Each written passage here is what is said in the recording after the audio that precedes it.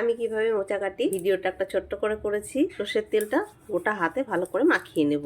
লেবুটা জাস্ট নখের মধ্যে এরকম ভাবে একটু দিয়ে নেব, তাহলে কি হবে, নখগুলোও কালো হবে না। এরকম ভাবে সমস্ত মোচার ফুলগুলোকে আগে ছাড়িয়ে নেব। এই যে একটা এইরকম থাকে, এটাকেও যেমন ফেলে দেব, তেমনি এই যে দেশলাই কাঠির মতন যেটা, এটাকেও আমি ফেলে দেব।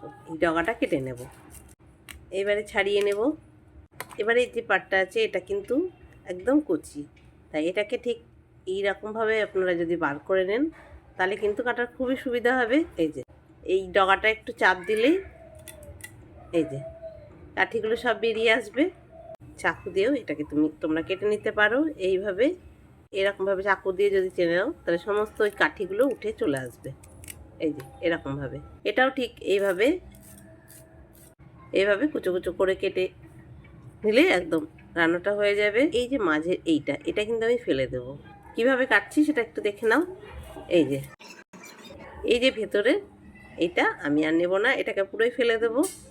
এটা রান্না করলে মোচাটা খেতেও একটু তিতকুটে ভাব হবে। সমস্ত মোচার ফুলগুলো সুন্দর করে ছাড়িয়ে নিয়েছি, এবারে কেটে নেব। সহজ করে এবং ভালোভাবে দেখানোর চেষ্টা করেছি। তোমরা এইভাবে কেটে নাও আর মোচা রান্না করে নাও। আজ এই পর্যন্তই। আগামী দিন অন্য কোনো ভিডিও নিয়ে আবার দেখা হবে।